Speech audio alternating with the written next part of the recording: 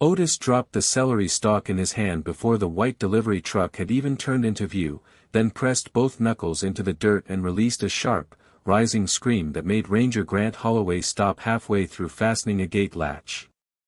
The sound was wrong for the moment. Nothing had entered the enclosure. No staff member was close to Otis. The sanctuary's service road still looked empty beyond the mesh fencing, yet the silverback had gone rigid, his head angled toward the bend in the road as if he were waiting for something the humans could not sense. 10 seconds later, the nose of a box truck appeared between the pine trees. Otis screamed again. "Hello everyone, before we begin today's story, I have a small favor to ask. Please hit subscribe and turn on the notification bell so you never miss our channel's new videos. It's quick, free, and the best way to support us in bringing you more dramatic stories. Your support means the world to us. Where are you watching from? Drop your city or country in the comments below. Thank you very much."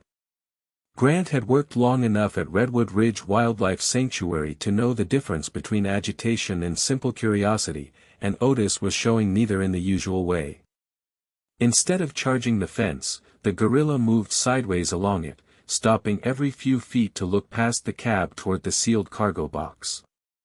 The truck rolled closer at barely 10 miles per hour, tires crunching over gravel. Otis lowered his head and produced a series of short, breathy grunts.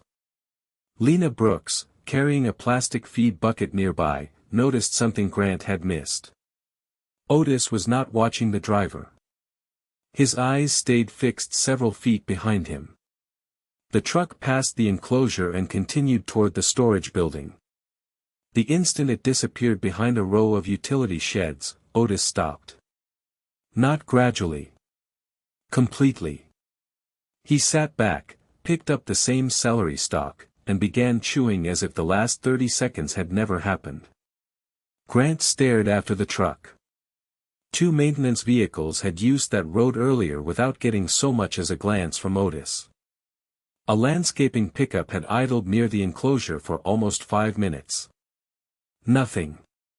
But this white truck had pulled a scream out of him before it was even visible. Grant told himself the engine note must be different. Diesel vibration could carry farther than expected, especially through damp ground. It was a reasonable explanation until Lena checked the delivery board mounted beside the staff door. "That truck wasn't scheduled until 9, she said. Grant looked at his watch. It was 8:17.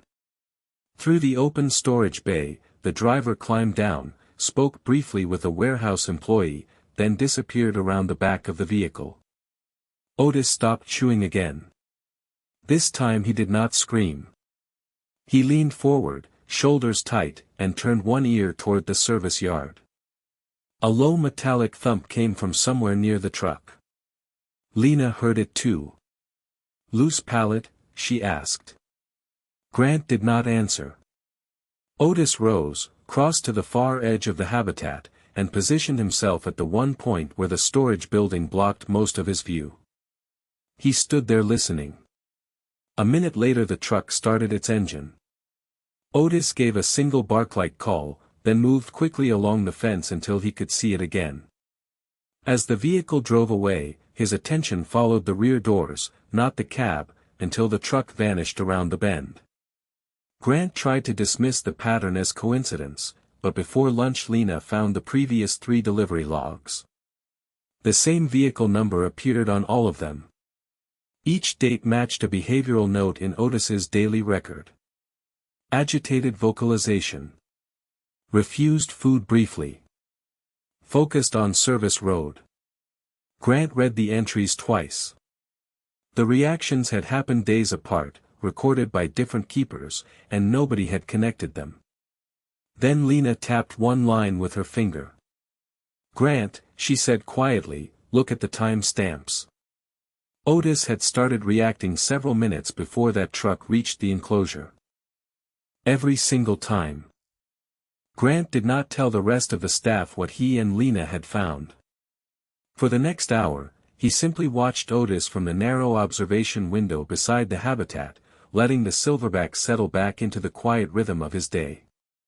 Otis gathered a handful of straw, carried it beneath the shade structure, and spent several minutes arranging it with deliberate care before sitting down.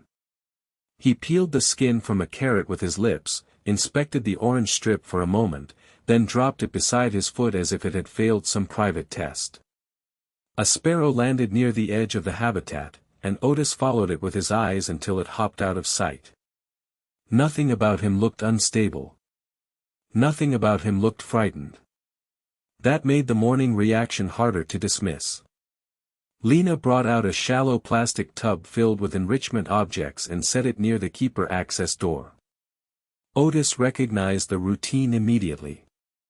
He crossed the grass without hurry, reached through the feeding slot, and selected a faded red rubber ball before touching anything else. He had a habit of rolling it beneath one palm, stopping it, then rolling it back again as though testing the weight. Today he did it twice and left the ball untouched beside the wall. Grant noticed because Otis almost never abandoned it that quickly. His attention had shifted toward the service road again, even though the road was empty. For several seconds, he listened with his chin slightly raised. Then he returned to the tub and chose a length of braided rope. Around noon, Dr. Rebecca Sloan passed through the keeper corridor during her regular rounds. Otis knew the sound of the metal latch on her equipment case and usually approached before she reached the viewing panel. This time he came over more slowly. Rebecca held up a paper cup with several pieces of cantaloupe, and Otis extended 2 fingers through the protected feeding opening. He took the fruit gently, ate one piece, then held the second without bringing it to his mouth. His gaze moved beyond Rebecca's shoulder toward the rear doors of the storage building. Rebecca glanced back. "What is he watching?" she asked. Grant did not have an answer. There was only a forklift parked inside and a stack of sealed feed bags near the wall. Later, the habitat grew quiet enough that the buzz of cicadas carried in from the tree line. Otis moved into the patch of afternoon shade and began grooming his left forearm, working through the dark hair with slow, practiced fingers. A younger female gorilla rested nearly 20 feet away, and once, when she shifted closer, Otis made a soft contact sound without looking at her. The ordinary moment eased some of Grant's concern. Then a delivery van entered the service road. Otis looked up, watched it for perhaps 3 seconds, and went back to grooming. A utility truck followed 10 minutes later. Again, almost no reaction. Lena stood beside Grant with her arms folded. Neither of them needed to say what they were both thinking. The white truck was not just another vehicle. By late afternoon, Otis seemed tired. He built a loose nest from straw and burlap, settled onto one side, and rested his head against his forearm. Grant was preparing to leave when Otis opened his eyes and sat upright. No engine could be heard. No vehicle was visible. The silverback walked to the same section of fencing he had chosen earlier and remained there, completely still. Grant checked the service road. Empty. Lena checked the clock. The next scheduled delivery was not due until the following day. Then Otis made a low, pulsing vocalization, quieter than the scream from that morning, and pressed his face close to the mesh. From somewhere beyond the storage building came a faint metallic rattle, followed by a pause. Otis answered it with the same low sound. Grant stepped outside, but by the time he reached the corner of the building, the yard was silent. On the pavement near the loading bay, Lena found a fresh strip of gray packing material caught beneath a drain grate. It was damp, recently torn, and marked with 3 deep parallel scratches. The next day, Otis began reacting before anyone could connect the pieces. He left the shade structure shortly after sunrise, crossed the habitat, and carried the faded red rubber ball to the far side of the enclosure instead of playing with it. Grant watched as the silverback placed the ball beside the fence, stepped back, then returned to move it several inches closer to the service road. It was not an aggressive display, and it was not part of any enrichment routine Grant recognized. Otis repeated the movement 3 times, each time stopping to listen toward the loading area. When Lena arrived, the ball was sitting directly against the mesh. Less than 20 minutes later, Otis changed tactics. He gathered a strip of burlap from his nesting material, dragged it across the grass, and pushed it beneath the lower rail of the fence until one end stuck outside the habitat. Grant removed it for safety and returned it to the enrichment area. Otis waited until Grant stepped away, retrieved the same strip, and carried it back to the exact spot. This time he did not push it through. He held it against the mesh and made 2 short contact calls. Lena frowned. "He is trying something different," she said. Grant knew she was right, but neither of them knew what that difference meant. The white truck was due at 9:15. At 8:52, Otis abandoned the burlap and moved toward the elevated platform overlooking the service road. He climbed halfway up, stopped, descended again, then crossed to the opposite side of the habitat where the road could not be seen at all. For several minutes he paced between those 2 positions, not quickly, but with unusual precision, as though comparing what he could hear from each place. Rebecca arrived with a handheld sound meter, thinking an engine frequency might explain the pattern. Before she could turn it on, Otis covered one ear briefly with his hand, then moved away from the road. That made the sound theory seem stronger until the first delivery vehicle arrived.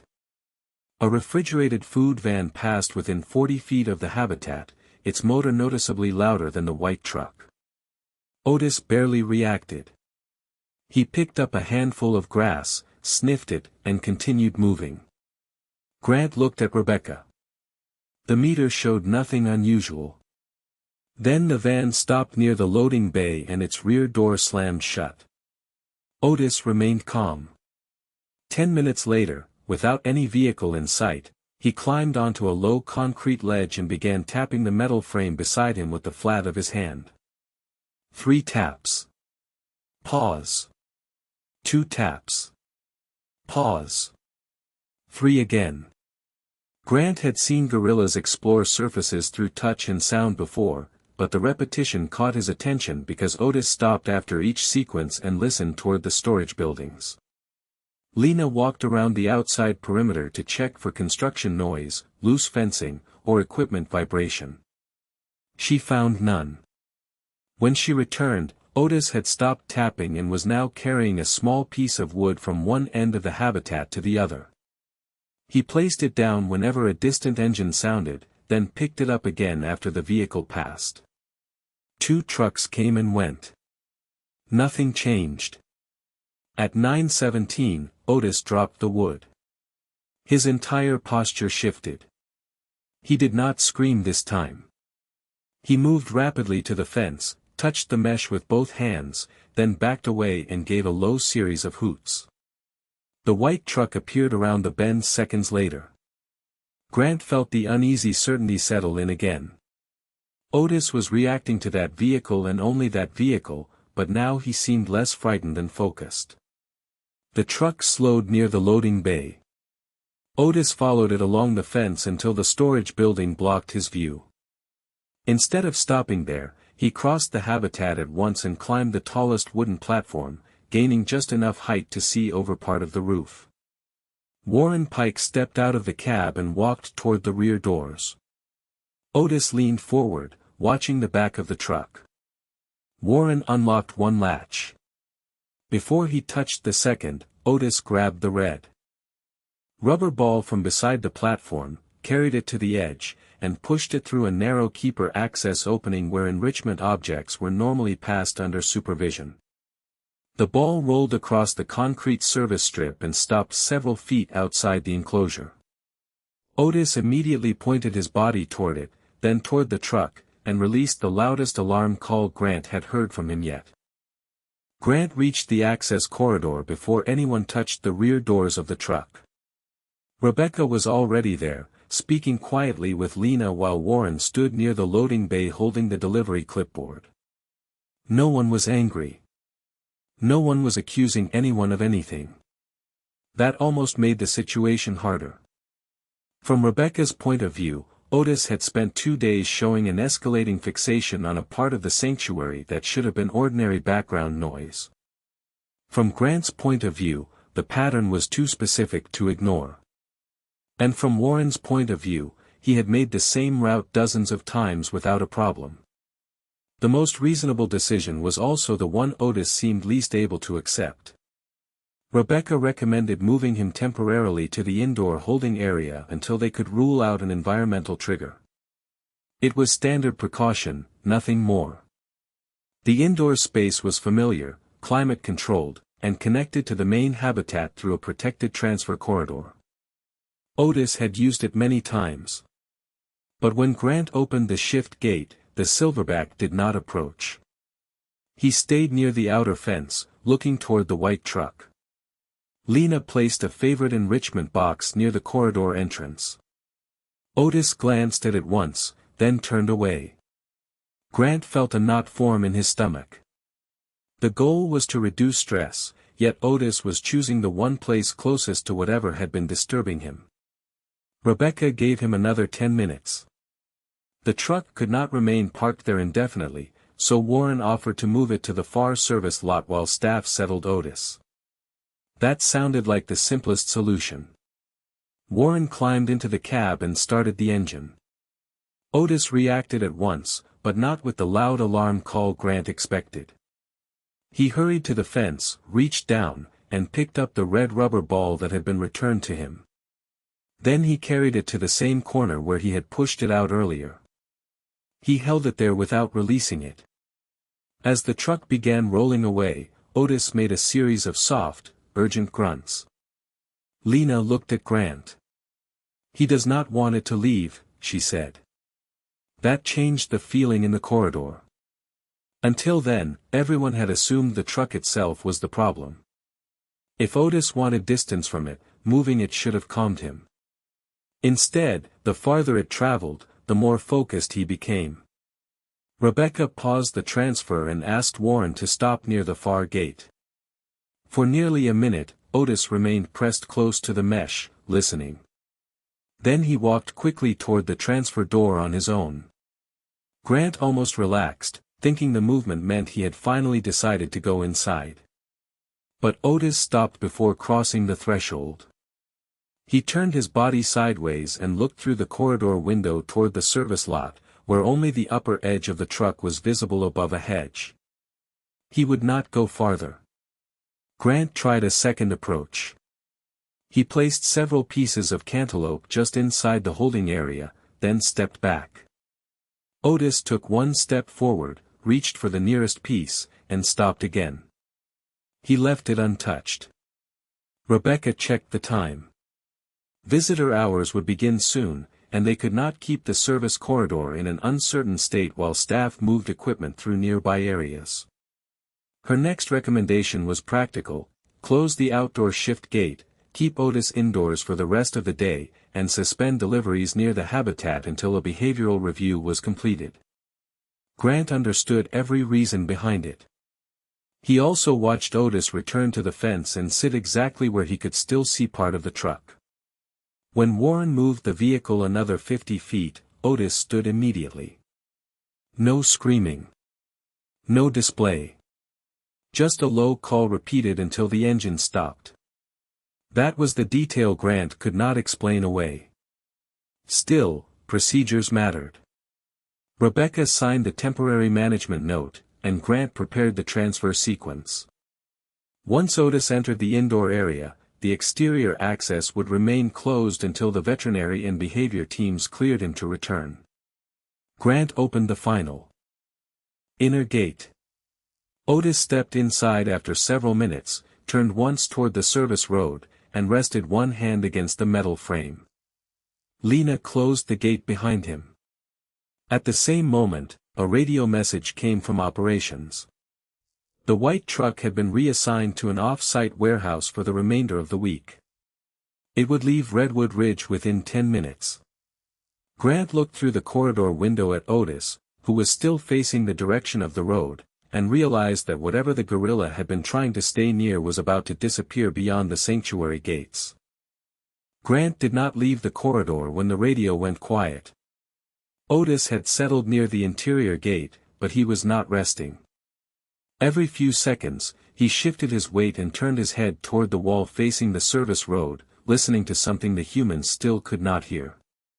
Lena stood beside the observation window with the torn strip of gray packing material sealed in a clear evidence bag. Rebecca had asked facilities to check whether it matched anything used in the sanctuary. 10 minutes later, the answer came back. Their supply team used blue wrap, clear shrink film, and black cargo straps. Nothing gray. That did not prove anything, but it removed one easy explanation. Grant called operations and asked them to hold the white truck at the main gate for a routine paperwork check. No alarm, no accusation. Just a delay. Warren agreed without argument. While they waited, Lena pulled the recent delivery forms from the office file cabinet and laid them across a stainless steel counter. The truck number matched each visit, but the cargo descriptions were ordinary: produce, veterinary bedding, dry feed, cleaning supplies. Rebecca compared the listed weights with the receiving records. Most were close enough to make sense. One was not. A delivery from 6 days earlier had arrived nearly 400 pounds heavier than the signed inventory total. Grant assumed a scale error until Lena found another discrepancy from the week before. Different amount. Same truck. The records were not dramatic enough to explain Otis, but they were no longer tidy. Outside, a golf cart rolled past the building, and Otis ignored it. Then a radio on Grant's belt crackled with Warren's voice from the gate. He had noticed something himself. The rear cargo area had been making a faint shifting sound on turns for the last several miles, but he had assumed one of the pallets was loose. Warren said the load had been sealed before he picked it up from the regional warehouse, which meant he had never inspected the deepest section of the cargo bay. Rebecca asked whether there was any temperature-controlled material inside. Warren said no. Grant looked at the wall beside Otis. The silverback had moved closer and was making the same low-contact vocalization from the previous evening. Operations brought the truck back to the service yard but parked it more than 100 feet from the habitat. Otis could not see it from the indoor room. Still, before anyone announced its arrival, he stood. He crossed to the ventilation panel high on the concrete wall and positioned himself beneath it, lifting his face toward the airflow. Grant watched the movement carefully. That weakened the theory that visual recognition was driving the behavior. Rebecca stepped outside and walked around the truck without touching the doors. She found no leaking fluid, no damaged panel, and no unusual mechanical noise. Near the rear bumper, however, she noticed a small patch of pale wood shavings caught along the lower door seal.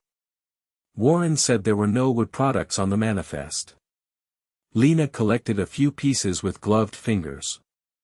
They smelled faintly of disinfectant and something earthy she could not identify. Grant was beginning to feel the pattern tightening without becoming clearer. If it was not the engine, not the driver, not the truck's appearance, and not a normal sanctuary supply, then what exactly had Otis been reacting to? Rebecca suggested a controlled test before anyone opened anything. Warren moved the truck 50 feet farther away while Grant remained inside with Otis. The silverback's vocalizations became quieter. Warren moved it closer again. Otis rose and approached the ventilation wall. Grant felt his pulse quicken, but he still did not understand the trigger. Then the truck stopped completely and the engine shut off. For several seconds, nothing happened. Otis lowered himself to the floor. Lena exhaled. Grant almost did the same. A moment later, from somewhere inside the silent cargo box, came a soft double knock, too uneven to sound mechanical. Otis answered immediately with a deep, controlled grunt. Grant looked toward Rebecca, but she was already staring at the rear doors. Then Lena noticed something smaller than the sound itself. One of the wood shavings trapped in the door seal had a short, dark hair curled around it. Grant did not touch the rear doors until Rebecca had cleared the loading area and called 2 additional staff members from the veterinary wing. Warren stood several feet away with both hands visible, looking more confused than defensive. The dark hair Lena had found was sealed in a sample bag, and the faint double knock had not repeated. For nearly a minute, the truck sat in complete silence. Then Otis made one low contact call from inside the holding room. From behind the metal doors came a soft rustle, followed by a sound so quiet Grant almost mistook it for air moving through cardboard. Rebecca heard it too. Her expression changed. "That is not cargo shifting," she said. Warren unlocked the first latch, then the second. Grant raised the door slowly. Cool, stale air drifted out carrying the mixed smell of produce, damp wood shavings, disinfectant, and something unmistakably animal. The front half of the cargo space looked exactly as the manifest described: stacked feed bags, sealed produce bins, cleaning supplies, and veterinary bedding secured with straps. Nothing appeared disturbed. But behind the final row of pallets, Rebecca noticed a narrow gap that should not have been there. A plywood transport crate had been wedged against the forward wall, partly concealed beneath a gray insulating cover. It carried no sanctuary inventory tag. The same gray material Lena had found by the drain was torn along one corner. Grant climbed into the truck without speaking. A line of pale wood shavings had worked its way through the ventilation holes near the crate floor. Caught against one opening were several short dark hairs. The 400 pounds missing from one delivery record suddenly stopped looking like a clerical mistake. Rebecca crouched beside the crate and read a faded shipping label beneath the cover. It had been placed over an older wildlife transport tag, leaving only part of the original information visible. She did not open the door immediately. First she listened. A faint breath came from inside, then another small movement against the bedding. Rebecca motioned for everyone to remain quiet and slid open the exterior inspection panel. Grant saw her face soften before he saw what was inside. Curled against the rear wall was a young gorilla, alert but exhausted, watching them through the opening. There was no dramatic struggle, no sudden movement. The juvenile simply drew its arms closer to its body and made the same weak, breathy sound that had traveled through the truck walls. For several seconds, Grant could not speak. The pieces fell into place one after another. Otis had reacted before the vehicle became visible because the truck carried scent and sound farther than the humans could detect.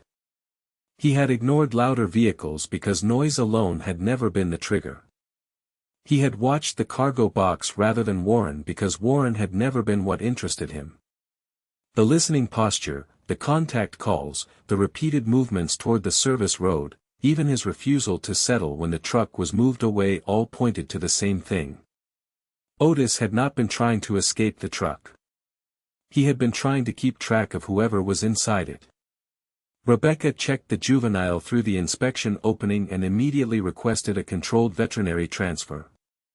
The animal appeared dehydrated and stressed, but responsive. Warren looked shaken as he explained again that the cargo bay had been sealed before he collected it. Grant believed him. The discovery raised questions, but blame could wait. The young gorilla could not. As staff prepared a secure route to the veterinary building, Lena returned to the holding corridor. Otis was standing beneath the ventilation panel, completely still. She opened the exterior sound baffle just enough for air from the service yard to carry naturally through the protected system. The juvenile gave a faint contact call from inside the transport crate. Otis answered with a deep, gentle rumble. He did not scream. He did not strike the gate. He simply sat down beside the wall, one hand resting on the concrete floor, and listened. For the first time since the white truck had entered Redwood Ridge, every muscle in his shoulders seemed to loosen. Grant watched him through the glass and finally understood that Otis had never been asking them to fear the truck. He had been asking them to hear what he could hear. Grant stayed beside the glass long after the veterinary team moved the young gorilla into a quiet recovery room. Otis had not left his place beneath the ventilation panel. He sat with one arm resting across his knee, listening to sounds too faint for anyone else to separate from the hum of the building. Grant looked down at the temporary management note still clipped to his board. His own signature was near the bottom, approving the decision to keep Otis inside and away from the service road. For a moment, he simply stared at it. Then he folded the paper once and slipped it into his back pocket. Lena noticed but said nothing. A little later, Rebecca returned carrying the red rubber ball Otis had pushed toward the fence earlier. It had been collected from the service strip and disinfected. She set it near the protected feeding opening without drawing attention to it. Otis noticed immediately. He walked over, picked it up, and held it against his chest instead of rolling it beneath his palm. Grant had seen him handle that ball hundreds of times, but this was different enough to stop him. The object that had seemed like random enrichment now felt connected to every failed attempt Otis had made to hold their attention. Grant whispered, "We thought you wanted distance." Otis never looked at him. He kept listening toward the veterinary wing. Warren remained at the sanctuary after operations asked him to complete a written statement. When he passed the observation corridor, he slowed and stood several feet from the glass. Otis glanced at him once, then lowered his eyes to the ball. Warren removed his baseball cap and turned it slowly between his hands. "I drove that route 4 times, he said quietly. No one answered. He looked toward the hallway leading to recovery. "I never heard anything." Rebecca told him that the juveniles' calls had been weak and intermittent, and that the insulated cargo area would have muffled them further. Warren nodded, but his fingers tightened around the brim of his cap. Before leaving, he set the delivery clipboard on the counter and wrote one extra line beneath his statement: "Check every sealed load before departure when regulations allow." Grant read it after Warren was gone. The afternoon passed with little conversation. Rebecca brought updates from recovery in short, practical sentences. The juvenile had taken fluids. Breathing was steady. No immediate emergency had appeared during the first examination. Each update seemed to change Otis before anyone spoke to him. When distant movement came from the veterinary wing, he raised his head. When the building quieted, he relaxed again. Lena began to wonder whether he was following sound through the service corridor and ventilation system. She carried a stool to the window and sat there without her radio, matching his silence. Nearly an hour later, a faint contact call traveled down the hallway. Otis responded with a low rumble and placed the red ball on the floor between his feet. Lena covered her mouth with one hand, not because the moment was dramatic, but because it was so small. Grant finally opened the indoor shift gate to the adjoining protected room, giving Otis more space while keeping him separated from the recovery area. Otis walked through, paused beside the doorway, and turned back toward Grant. Their eyes met only briefly. Grant had spent 2 days interpreting every movement as stress management, environmental sensitivity, or fixation. Now the same gestures carried a different weight. He crouched outside the barrier and rested his forearms on his knees. "We were late," he said. That was all. Otis sat a few feet away and began turning the red ball slowly between his fingers. Near dusk, Rebecca returned one final time. She did not bring a chart. She brought a small paper cup that had been used during the juvenile's hydration check. A few dark hairs clung to the rim. She held it near the protected ventilation opening for only a moment, following protocol. Otis leaned forward, inhaled, and became completely still. Then he made the gentlest contact sound Grant had heard from him all day. From somewhere down the quiet corridor, the young gorilla answered. Otis lowered his head over the red ball and closed his eyes. By the next afternoon, Otis had returned to the outdoor habitat, but the service road no longer seemed to hold him the way it had before. He still checked the distant sounds when a vehicle passed, yet the tension in his shoulders was gone. Grant noticed the difference while setting out enrichment near the shade structure. Otis picked up the red rubber ball, rolled it once beneath his palm, then left it beside a pile of fresh browse and began stripping leaves from a branch. For the first time in several days, he stayed there after an engine passed beyond the trees. Lena watched from the keeper walkway and smiled without saying anything. The juvenile remained in the veterinary wing under close observation. Staff had begun calling him Jasper for record-keeping, though no one knew whether the name would last. He was eating more, drinking on his own, and responding to the keepers with cautious curiosity. Rebecca kept updates brief, but Otis seemed to notice the changes before anyone told him. When Jasper's contact calls grew stronger, Otis answered less urgently. When the veterinary room stayed quiet for longer stretches, Otis rested instead of waiting near the ventilation wall. It was as if the silence no longer meant danger. 3 days later, Grant brought a folding chair to the edge of the staff corridor during his lunch break. He had never done that before. Usually he ate in the ranger office with the radio beside him and paperwork spread across the desk. Now he sat where Otis could see him through the protected viewing panel. Otis approached once, looked at the sandwich in Grant's hand, then sat several feet away with his back against a log. Neither of them did anything remarkable. Grant ate. Otis picked at a piece of bark. The quiet felt different now, less like observation and more like trust being repaired. Warren returned later that week with a replacement delivery truck and a new inspection sheet clipped to the dashboard. He had asked his company to add a cargo verification step whenever sealed loads could legally be checked before departure. Grant noticed him pause before driving onto the service road. Warren lowered his window and waited until Lena gave him a hand signal from the loading area. The truck passed the habitat slowly. Otis looked up. Warren looked back. Nothing happened. Warren exhaled, tapped the steering wheel once, and continued toward the warehouse. The smallest change came from Rebecca. She began leaving the veterinary hallway door open during quiet periods so natural sounds could carry through the protected corridor. No animals were brought together, and no introductions were rushed. But on calm afternoons, Jasper's soft calls sometimes reached the edge of Otis's habitat. Otis would pause whatever he was doing, answer once, and continue. The exchanges became shorter as Jasper grew stronger.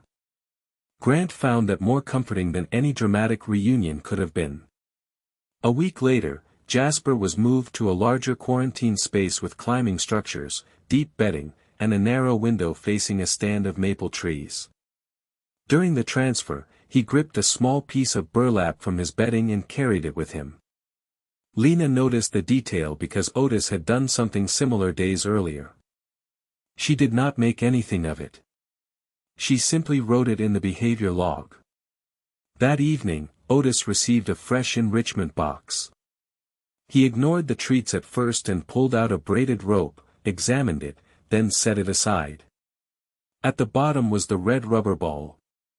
He picked it up, carried it to the center of the habitat, and rolled it across the grass. It traveled several feet before stopping near the fence.